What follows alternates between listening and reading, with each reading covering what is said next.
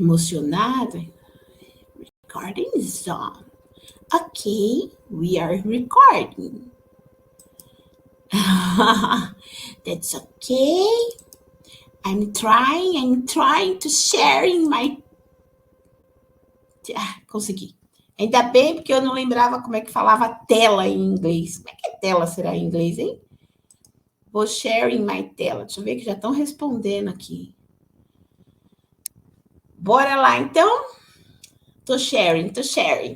Então, vamos lá, gente. Vamos começar. Estamos aqui no Brasil Colônia.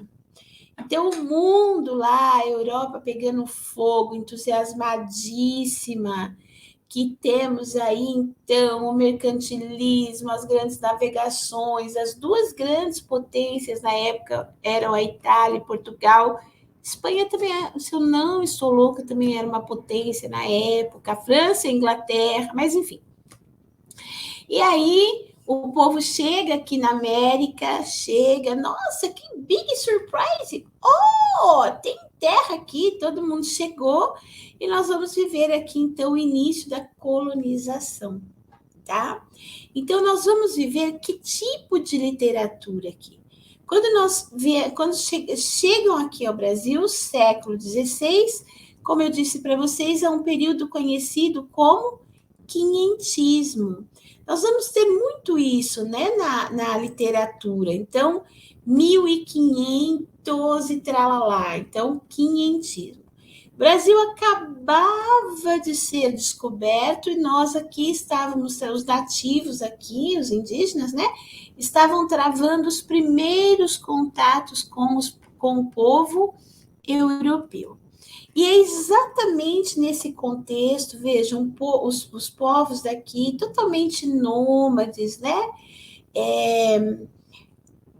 Não tinham registros, existia alguma expressão, obviamente, de arte, alguma coisa da cerâmica, mas não tinha um registro escrito, eles não tinham, toda a questão deles, a história, os mitos, tudo era passado oralmente. Então, eles tinham uma narrativa, uma oralidade muito forte. Mas nós não tínhamos registro escrito, né? Dessa época, desse povo. Então, nós temos essa cultura europeia chegando e os índios que aqui viviam. E aqui que nós vamos ter a formação da literatura quinhentista. Que literatura é essa? Vai ser conhecida, num primeiro momento, como a literatura de informação ou ainda a literatura epistolar. Epístola, gente, é carta, não é? Então, essa literatura de informação ou literatura epistolar, na verdade, nós temos o quê? Uma literatura que tem como principal objetivo informar. Ela não tem um objetivo estético. Ela é conhecida como literatura porque ela é o registro escrito sobre um tempo, sobre uma época, sobre um povo, uma situação, né? E ela era feita através de cartas. Então, escreviam-se as cartas, né, para o rei. Então, eles registravam todos os documentos, todas as ações, tudo que se via, tudo que se encontrava, era descrito ali. Existiam pessoas que vinham, especialistas em fazer esse registro escrito. E no nosso caso, quem veio foi o Pero Vaz de Caminha, tá? Então, nas primeiras, né, viagens. Então, nós temos a literatura epistolar, porque é uma literatura feita para informar a coroa portuguesa sobre o que aqui era encontrado, né? Então, o que nós vamos destacar aqui?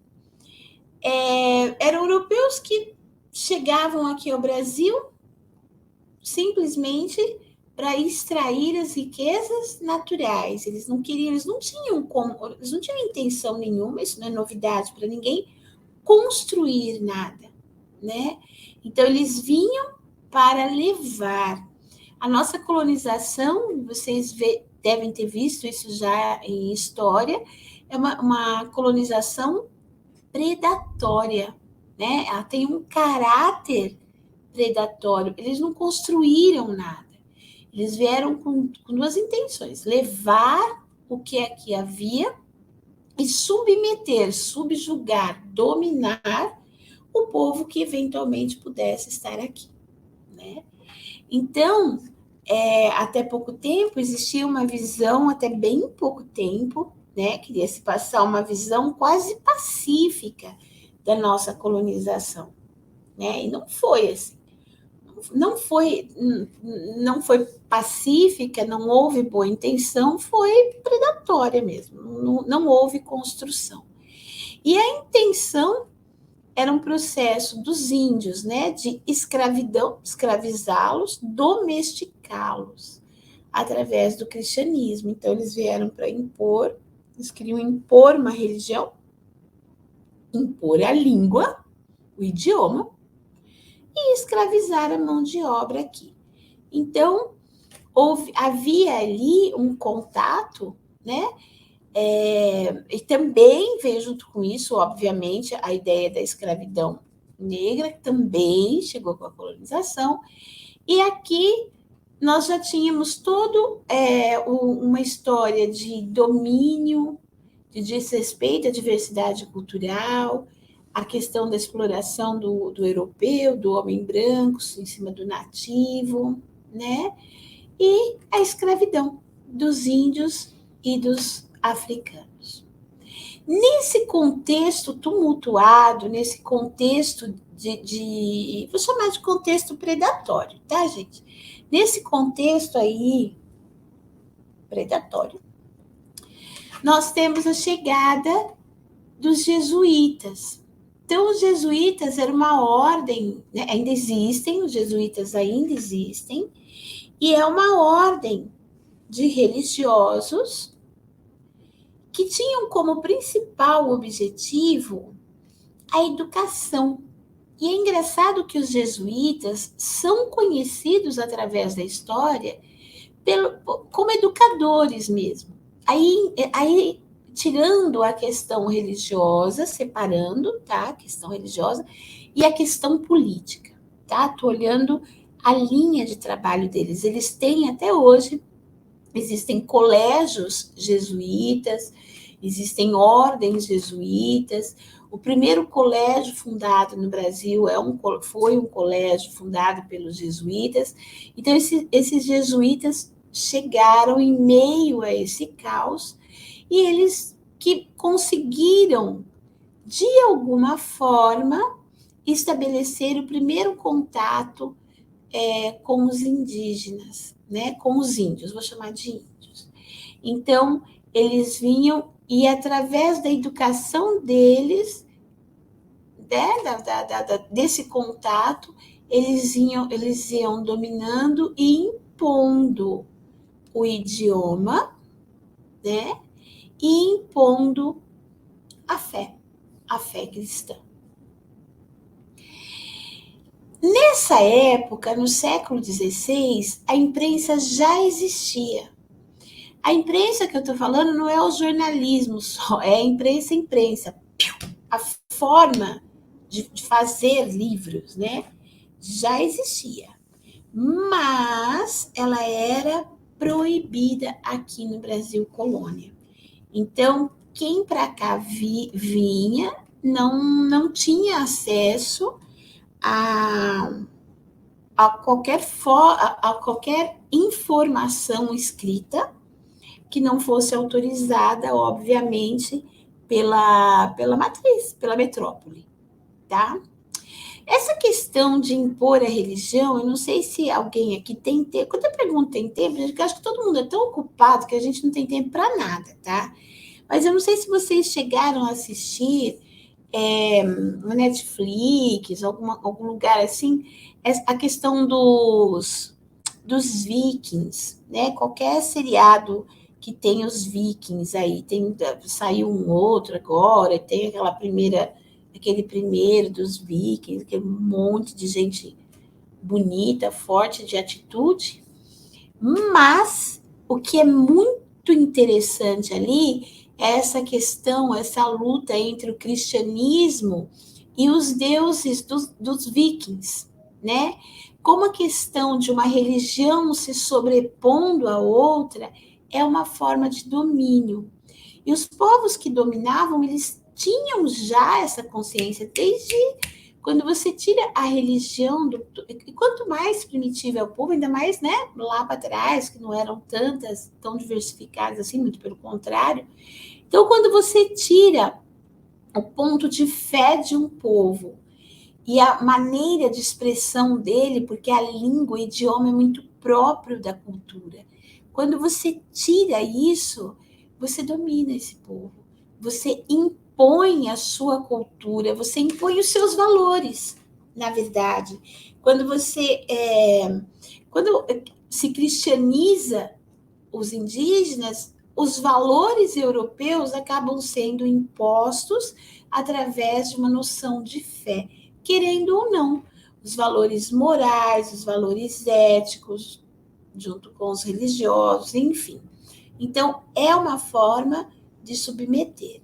E os jesuítas vieram, querendo ou não, para ajudar, eles estabeleceram esse link, e o que nós temos aí de literatura, muita coisa foi produzida por eles, e muita coisa pelos que vieram, pelos aqueles que vinham, escrivãos, acho que é escrivãos, o plural de escrivão. Escrivões, não. Pode ter duas formas. Enfim, eles vinham já com a função de registrar, de fazer o registro escrito disso. A literatura de informação, então, importante, não tem um cunho artístico, não tem qualquer intenção estética. Os textos que foram produzidos nessa época, em sua grande maioria, eram cartas escritas para a metrópole, com a intenção de informar o rei de Portugal, né, sobre o que estava acontecendo aqui, como estava indo a colonização, a descrição da terra, o que rolava aqui. Por isso que é uma literatura conhecida como uma literatura epistolar, tá? O principal registro dessa época é a carta de Pero Vaz de Caminha ao rei de Portugal sobre o Brasil. Ele é um documento, ele é conhecido, na verdade, como o registro de nascimento do Brasil. Olha que máximo, né? A certidão de nascimento do Brasil é metaforicamente reconhecida através dessa carta, que é a carta em que Pero Vaz de Caminha, ela é longa, e ela conta para o rei de Portugal o que ele vê aqui, ele descreve a nossa natureza, ele descreve a imensidão das terras que ele está vendo, aí ele descreve o povo, como se dá esse primeiro contato. Inclusive, ele deixa transparecer em vários trechos a inocência desse povo, né? Que eles falam do ouro para ele, que aqui que teria muito ouro. Então, ele conta esse primeiro encontro, ele fala disso, né? Então, essa carta é tida como registro de nascimento do Brasil. É um texto longo, mas importante, tá? Ele era o escrivão-mor da esquadra de Pedro Álvares Cabral, e ele tinha um cargo lá em Portugal, e ele fez, e essa carta é conhecida como a Carta de Achamento do Brasil. Olha que legal. E ela é datada de 1º de maio de 1500.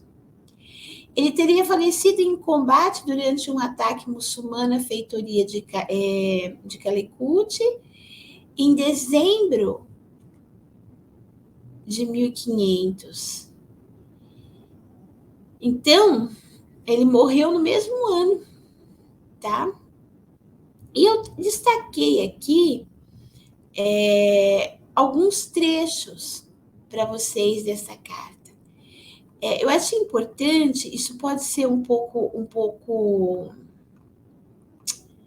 eu não sei, talvez vocês achem um pouco chato a leitura, mas eu acho importante para que nós percebamos já como a intenção, essa visão desse homem, tá? Dos homens brancos em relação ao que eles encontravam aqui. Olha que interessante, vou ler um trecho aqui para vocês, tá? Mentira, vou ler nada, vou pegar os óculos primeiro. Então, olha só. Posto que o capitão-mor desta frota, vejam bem, vossa frota, e assim os outros capitães escrevam a vossa alteza a nova do achamento desta vossa terra nova. Que ora nesta navegação se achou, não deixarei também de dar disso minha conta a vossa alteza, assim como eu melhor puder, ainda que para o bem contar e falar, o saiba pior que todos fazer. Aqui ele coloca um gestinho de humildade. Olha, eu também vou fazer isso, vou prestar minha conta, vou escrever para o senhor, embora eu ache que de todo mundo eu posso ser o que menos faça de uma maneira importante. Meu inglês é ruim, tô vendo se tem alguma coisa aqui. Don't worry. Bora lá. Aí, olha só. Então, eu tava lendo aqui, né, gente? Fui lá falar inglês, agora vamos lá. Então, tome vossa alteza, porém, minha ignorância por boa vontade, e creia bem por certo que para aformosear nem afear, não porei aqui mais do que aquilo que vi e me pareceu. Preciso deixar bem claro para vocês que eu fui destacando alguns trechos, que essa carta é longa e ela foi editada há um tempo, ela foi editada algumas vezes em livrinhos fininhos, tá?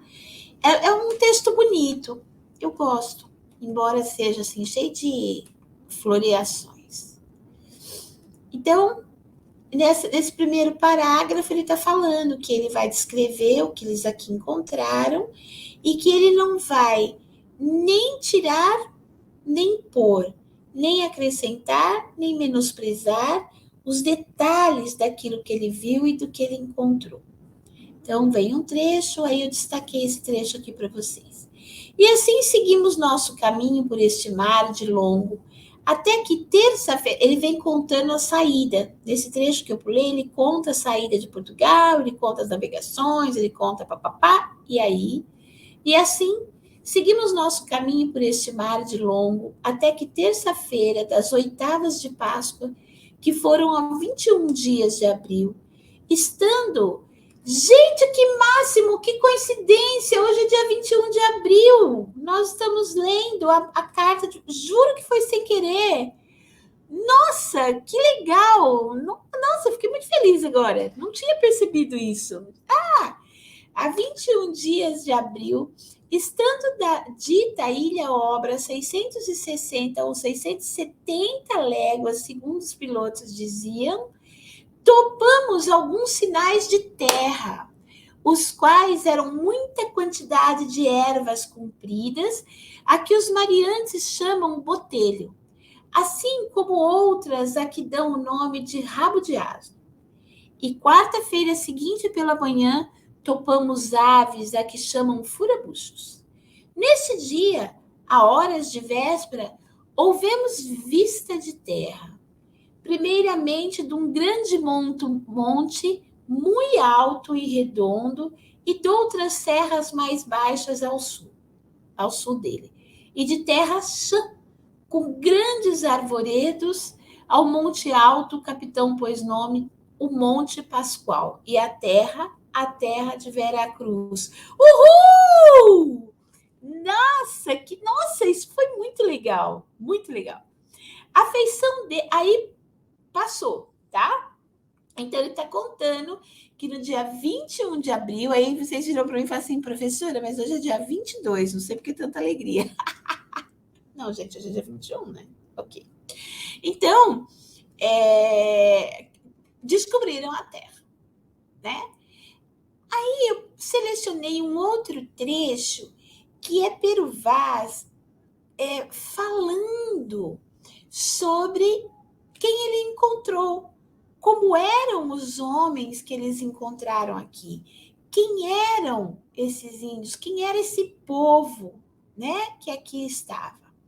Então ele vai descrever para ele, tudo na mesma. A feição deles é serem pardos, maneira de avermelhados, de bons rostos e bons narizes, bem feitos.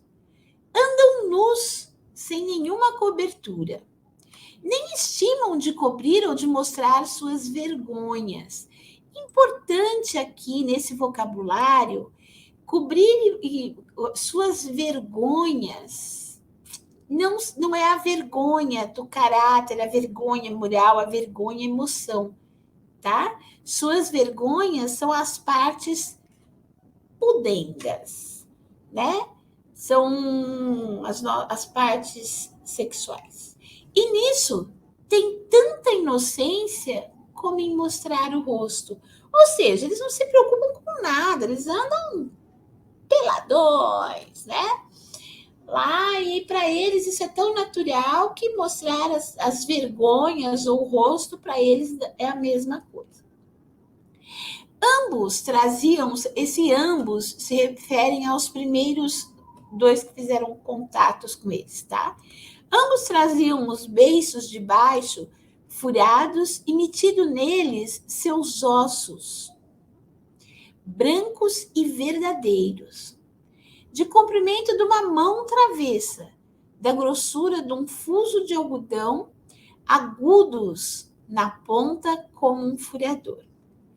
Metem-nos pela parte de dentro do beiço, e a parte que lhes fica dentro do beiço e os no comer dos dentes é feita como que um roque de xadrez, assim encaixado para tal sorte que não os molesta, nem os estorva no falar, no comer e no beber.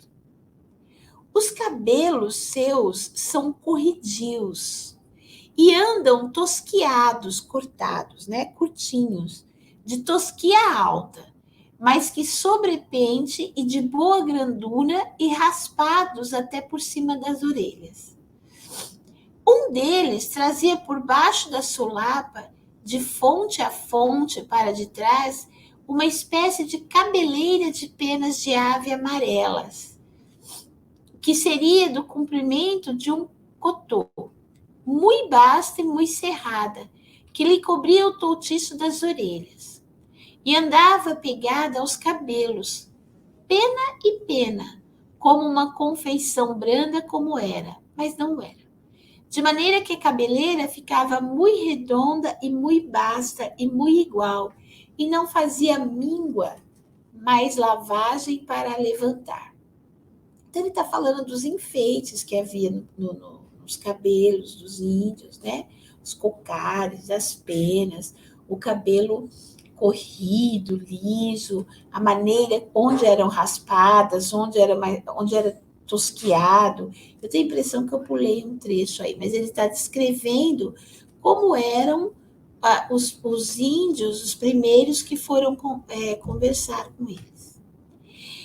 Acabada a missa, desvestiu-se o padre e subiu a uma cadeira alta, e nós todos lançados por esta areia, e pregou uma solene e proveitosa pregação da história do Evangelho, ao fim da qual tratou da nossa vinda e do achamento desta terra, conformando-se como sinal da cruz, sob cuja obediência viemos, o que foi muito a propósito e fez muita devoção.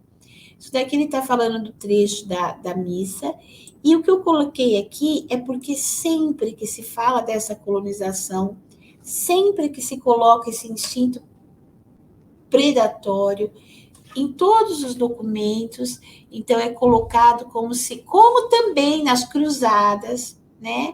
É colocado à frente dessas ações o objetivo de cristianizar, de espalhar a fé cristã pelo mundo, querendo salvar os outros povos. Isso vai aparecer em vários momentos da história. E aí eu destaquei um momento final para vocês.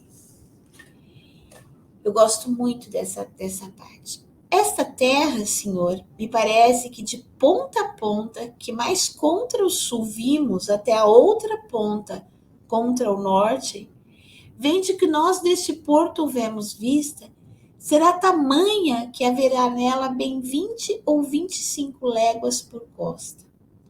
Tem ao longo do mar, em algumas partes, grandes barreiras, delas vermelhas, delas brancas, e a terra por cima toda chã e muito cheia de grandes arvoredos. De ponta a ponta, é toda praia parma, muito chã e muito formosa. Chã é vasta, tá, gente?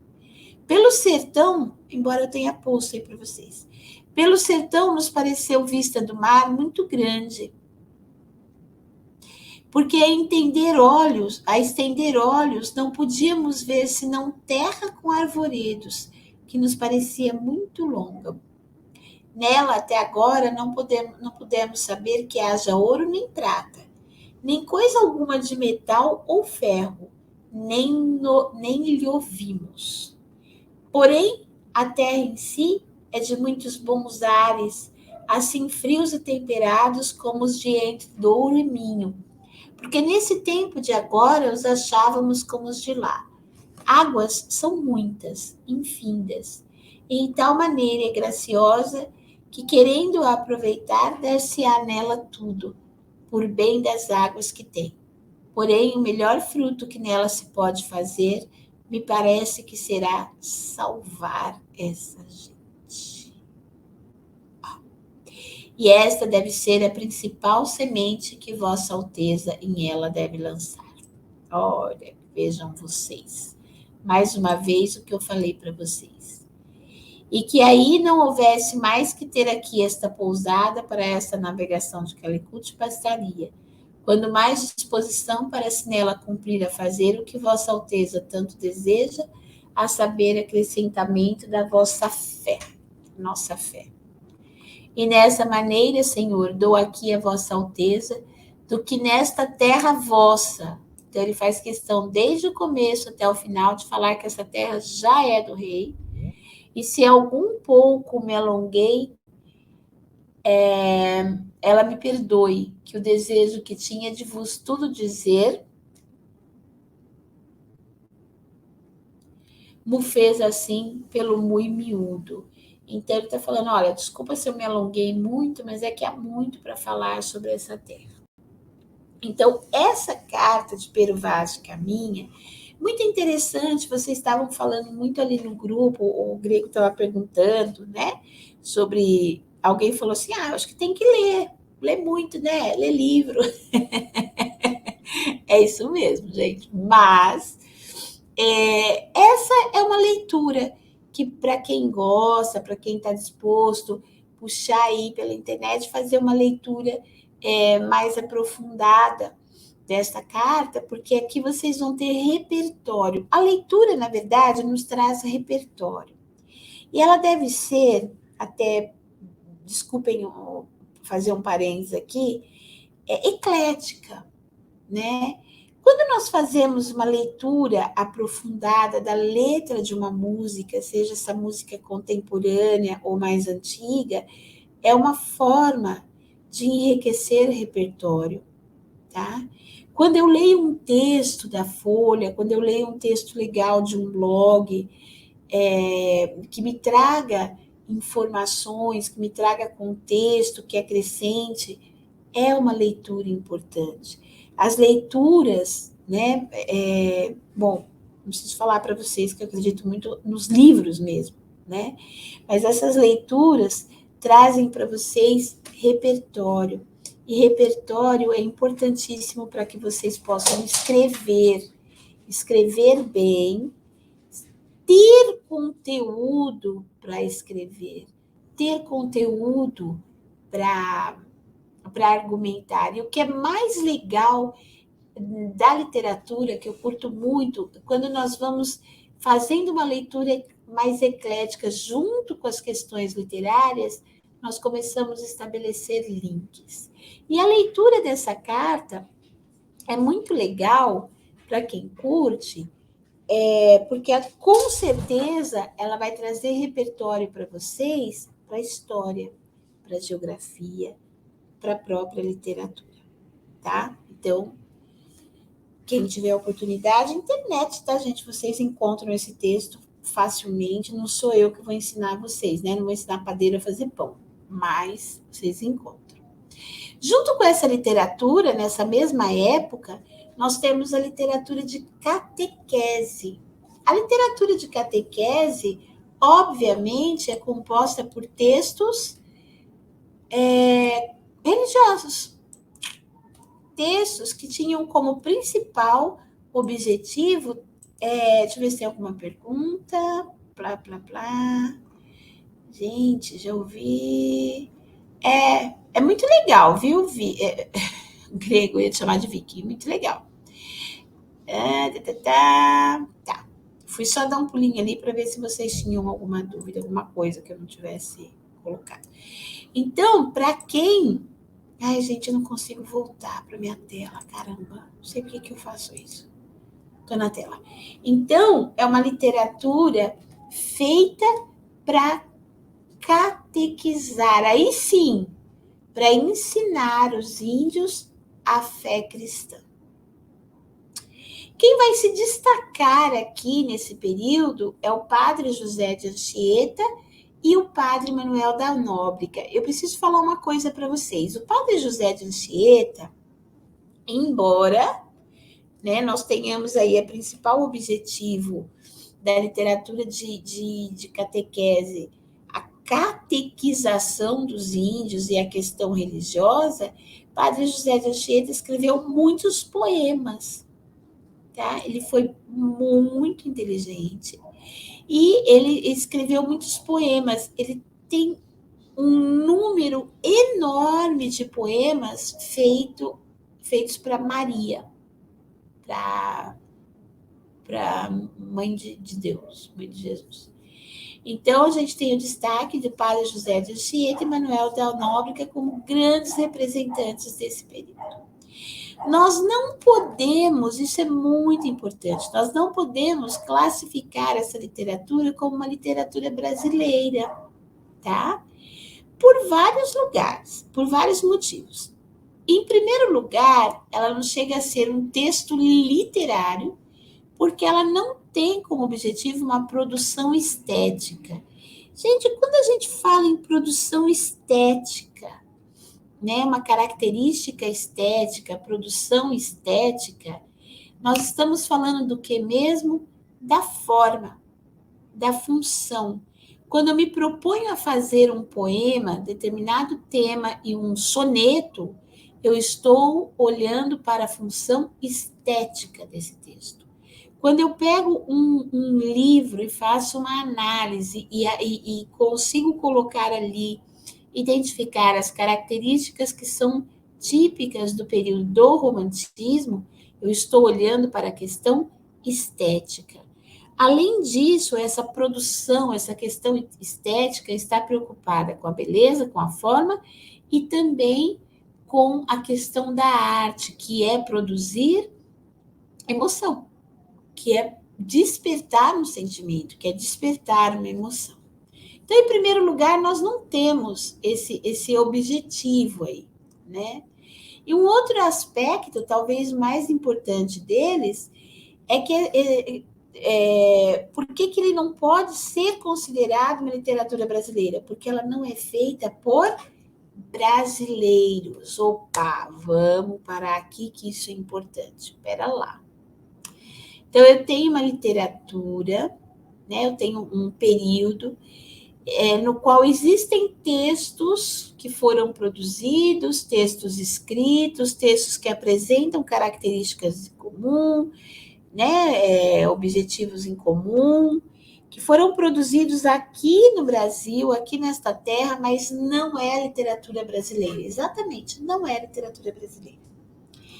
Primeiro, nós não temos uma cultura formada aí. Ah, mas a senhora está desprezando a cultura dos índios. Não, cara pálida, eu não estou desprezando nada. Eu estou falando de um momento em que houve uma mistura. Tem gente chegando, tem gente que aqui já está. E quem aqui já está ainda não será o brasileiro que vai se formar. E quem aqui chegou está muito longe de ser os dois. E nós estamos naquele período ali, ó, que não tem a cultura formada. Nós temos um choque de cultura, mas nós não temos uma cultura formada ainda do brasileiro. Nós temos um processo. A literatura brasileira, ela tem que ser produzida não só no Brasil, mas ela tem que representar alguma coisa, ela tem que representar um sentimento, ela tem que representar uma época, um contexto histórico, então ela tem que ser produzida por brasileiro, ok? Mas ela também tem que representar um povo, uma cultura, ela tem que ser uma tradução dessa época, e ela não era. Independentemente do que estivesse acontecido aqui, ela não traduzia sentimento de nada. Ela não traduzia uma visão de mundo. Ela não traduzia a visão de mundo desse colono que estava chegando, desse índio que aqui estava, desse homem que nasceu. Não. Ela vinha com um objetivo pedagógico, didático, ou para informar o cara. E a arte é a tradução, lembra que eu falei para vocês que qualquer expressão de arte, qualquer expressão artística, ela é a tradução de uma visão de mundo, tá? E aí eu não tenho essa tradução, eu não tenho essa visão. Portanto, ela não é uma literatura brasileira. E vocês devem estar se perguntando aí em que momento, então, eu tenho essa formação da literatura brasileira. Veja, existe aí alguns pontos de divergência em relação à questão da literatura, da formação da literatura brasileira. Vou explicar para vocês. Alguns estudiosos consideram já a literatura brasileira alguns textos do arcadismo, que nós vamos estudar mais para frente. Nossa, mas nem o Barroco, Gregório de Matos também... Gregório de Matos viveu aqui no Brasil, o Padre Antônio Vieira passou um tempo aqui, e aí sim, existem textos, poemas, como nós vamos ver, criticando a sociedade que aqui estava, falando do Brasil que existia aqui. Por que não é uma literatura brasileira? Porque quem estava aqui na época de Gregório de Matos, e ele mesmo, não era ainda uma geração propriamente dita, nascida, formada no Brasil. Então, então ela não entra. Mesmo Gregório de Matos tendo produzido sobre o Brasil e aqui no Brasil. No arcadismo, alguns colocam já a literatura brasileira, a literatura arcadista, sendo como as primeiras manifestações da literatura brasileira propriamente dita. Principalmente, olha nós de novo no 21 de abril, olha só, porque no arcadismo nós temos o quê? A Inconfidência Mineira. Gente, muitas coincidências hoje. Então, lá no arcadismo, nós vamos ter a Inconfidência Mineira, e os participantes dessa Inconfidência são os estudantes, os intelectuais que faziam o arcadismo. Então, existe um sentimento nacionalista, né, que impulsionou esse período. Mas nem todos consideram como literatura brasileira, tipicamente, porque nem todos os que estavam produzindo ali, foi uma geração, eles falam a primeira geração mesmo, né, que nasceu aqui no Brasil, mas eles tiveram uma educação muito, muito influenciada pela educação europeia, E a Inconfidência Mineira foi baseada também nas questões de libertação que rolavam pelo mundo colonial, inclusive da Revolução Francesa. Alguns afirmam que sim, que essa literatura já é brasileira, porque ela traduz o pensamento de um povo, e outros dizem que ainda não. Então há uma divergência. Então, vocês vão encontrar por aí falando que os primeiros textos arcadistas eram da literatura brasileira, tipicamente falando. E alguns mais radicais só consideram literatura brasileira o período seguinte, que é do romantismo, tá? Mas, enfim, aqui nós não temos a literatura brasileira, nós temos uma literatura formada por, por textos de catequese, textos de religiosos e tal. Ela foi escrita em textos de cunho religioso, e nós temos poemas, registros sobre a fé dos índios, como que eles consideravam essa fé, quem eram seus deuses, como eles marcavam isso e como eles recebiam a fé cristã. Há também uma produção dramatúrgica, né, de José de Anchieta. Olha que legal. Aqui eu preciso colocar para vocês mais uma vez, lembrando que dramaturgia tem a ver é teatro, né? E nós vamos ter aqui o padre José de Anchieta. Ele teve algumas. Ele era um homem muito inteligente, viu, gente? Então, ele teve alguns insights, vou chamar assim, muito legais. Primeiro deles foi usar o teatro, a dramaturgia, como forma de ensinar, independentemente aí dessa questão de que esse ensinar seria o catequizar. Eles tinham uma barreira muito forte. A barreira maior, imagine os portugueses chegando, os jesuítas chegando, com a função nobre, entre aspas, né, de passar a fé cristã para os índios. E, gente, eles acreditavam nisso. Eles acreditavam que esses homens precisavam ser salvos. Eles poderiam ser, eles eram instrumentos, eles eram usados pela coroa portuguesa. Tanto que depois eles foram expulsos do Brasil, né? Quando eles passam a não compactuar mais com o que acontecia aqui, quando eles passam a criticar pesadamente qualquer forma de escravidão e o que se fazia com os índios, eles são expulsos do Brasil. E fim, né? A ordem jesuíta foi proibida de ficar aqui no Brasil por muito tempo. Então, Padre José de Anchieta, para ajudar, para que os índios entendessem a nossa fé, ele criava alegorias e ele escrevia pecinhas de teatro em que os próprios índios representavam. Então, através do teatro, da peça, do texto, eles conseguiam passar os princípios da fé cristã e fazer a catequização dos índios, tá? Não deixa de ser uma forma bastante inteligente, bastante genuína aí, que ele usa para a educação. O padre José de Anchieta, importante colocar para vocês, que ele foi um defensor dos indígenas, tá?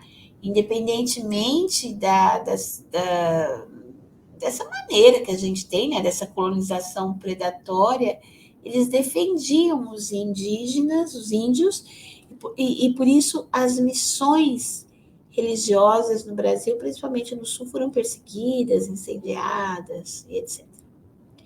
E ele foi o primeiro, ele foi o homem que organizou, ele aprendeu a língua tupi, olha que inteligente, ele aprendeu a língua tupi e conseguiu registrar a gramática dos indígenas. Ele conseguiu entender como funcionava essa língua. Então, ele ouvia lá o indígena falando, o sol é amarelo. Ele conseguiu entender não só o vocabulário, mas como era a conjugação desse tempo, como eles pensavam a conjugação do tempo verbal. Ó, que, né, poderoso ele. Como eles faziam as anotações do passado, do presente, do futuro, como era isso nessa língua. E ele conseguiu pensar, organizar e registrar a língua tupi e desenvolveu a primeira gramática da língua indígena, tá? Chamada de língua geral. Então, se nós temos algum registro escrito hoje, que depois, né, nos ajudou a estudar, a entender, enfim, esse idioma, deveu-se a observação que ele conseguiu fazer. E mais tarde, vou dizer para vocês que ele conseguiu organizar também, porque houve um idioma que nasceu desse nosso contato, né? Porque tinha a língua falada pelos portugueses e o tupi. Aí o que aconteceu? Vieram os colonos. Esses colonos tinham contato, olha que máximo, tinha contato com esse índio. E mais tarde todo mundo tinha contato com os negros. E houve uma fusão, uma torre de Babel aí, de todos esses idiomas, que deu origem a uma outra língua. Obviamente, um outro idioma que era o português da colônia, que mais tarde será o nosso português.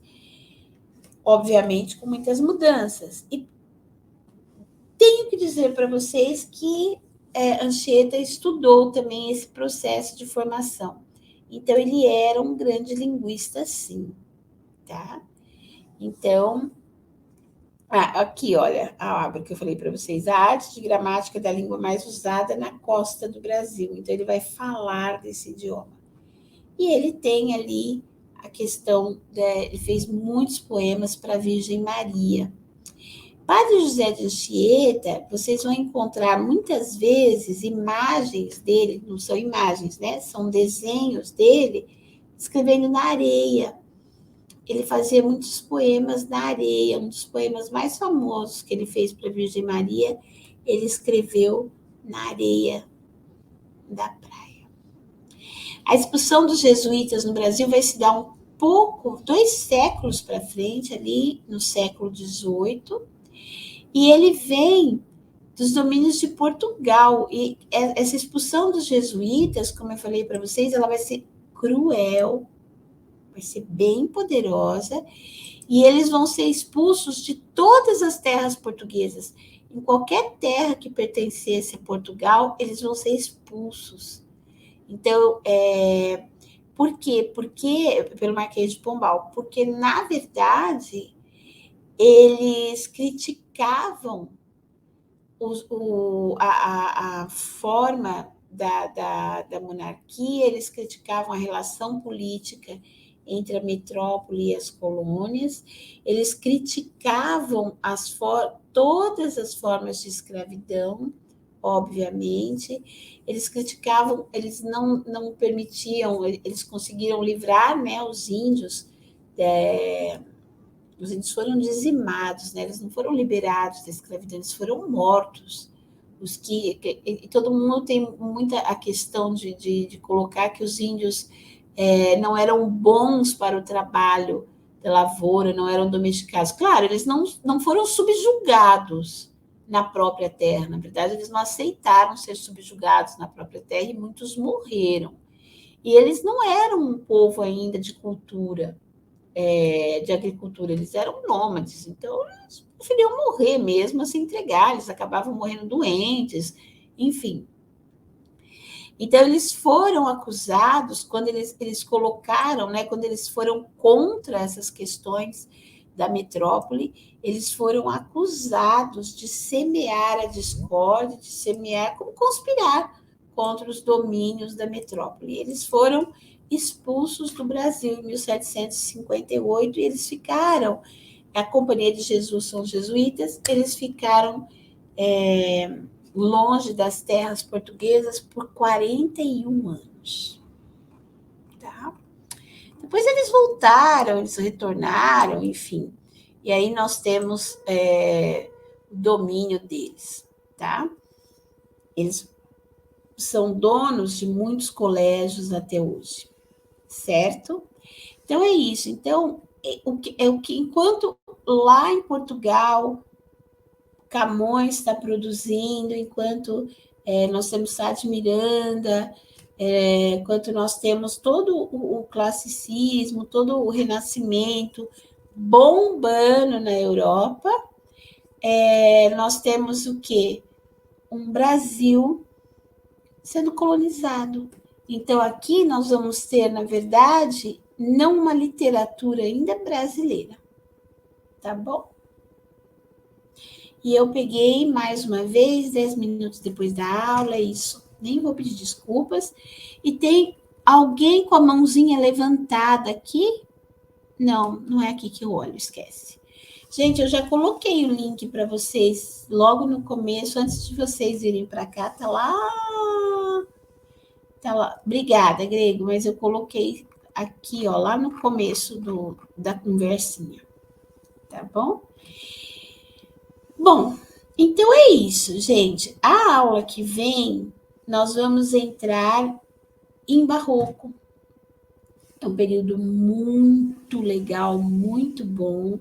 E aí nós vamos fazer em seguida a leitura dos poemas, os principais poemas com as características do Gregório de Matos, que vai ser a primeira obra que nós vamos analisar para a FUVEST. Nas nossas aulas, nós vamos analisar todos os livros que vão cair na FUVEST. Todos, tá? Meu Deus! Jesus, minha linda! Nossa Senhora! Que bom, fala para ela participar, um dia que ela será bem-vinda. Então é isso, aí as aulas vão ficar mais animadinhas ainda, porque que falar de livro é muito bom, tá? Para quem gosta de indicações de leitura aí, vou mandar algumas para vocês, ó. Curto, que vale a pena, que não é literatura brasileira, mas é muito legal, vou deixar aqui, ó. O Sol é para Todos. Quem curtir, tá? O nome do autor é Harper. Se eu não me engano, gente, Lee. Harper Lee. Tá? Mas por aí vocês acham. Também acho muito importante nesse momento leituras como eu gosto, O Apanhador no Campo de Centeio, tá? Uma linguagem difícil, mas uma leitura muito importante para quem gosta de fazer intertextualidade.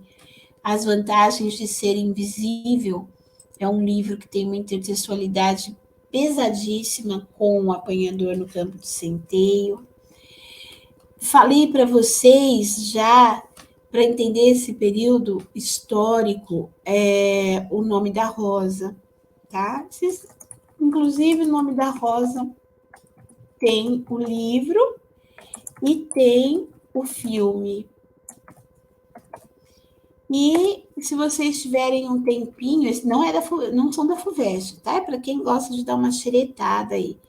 Biografias bem escritas são muito bem-vindas também, tá bom? Biografias, autobiografias são mais tendenciosas, né? Mas tem um livro também que não é de literatura brasileira, e eu não me lembro o nome do autor agora, vocês me desculpem, mas ele fala bastante da literatura da medicina, dos estudos de medicina na Idade Média. Ele se chama O Físico, acho que eu comentei com vocês. Mas existe uma lista aí da FUVEST que é bem interessante vocês começarem a dar uma sapeada, e quem quiser pode começar pelos poemas do Gregório de Matos. Beleza? Então é isso, gente. Adorei. Acho que nunca na minha vida aconteceu essa coincidência de dar essa aula de literatura de catequese, justamente em 21 de abril. tá bom? Quem tá me cutucando aqui embaixo, deixa eu ver se eu mostro para vocês, minha cachorrinha que estava aqui assistindo a aula com a gente, ó, acabou de acordar e tá me cutucando aqui. Ela também tá falando de 21 de abril. Gente, um grande beijo para vocês, um bom final de semana. Mentira. Um bom final de semana, boas coisas, precisando de qualquer coisa, tô por aí. Tá bom? Fechamos? Belezinha? Então tá bom. Se não tem nenhuma dúvida, vou me despedir de vocês, deixar vocês descansarem. Tá bom? Beijo para vocês, gente. Eu que agradeço, viu, a companhia de vocês. Muito bom ficar aqui com vocês. Muito obrigada, viu? Tá bom? Imagina, eu que agradeço. Gente, beijão. Até mais para vocês. Tchau.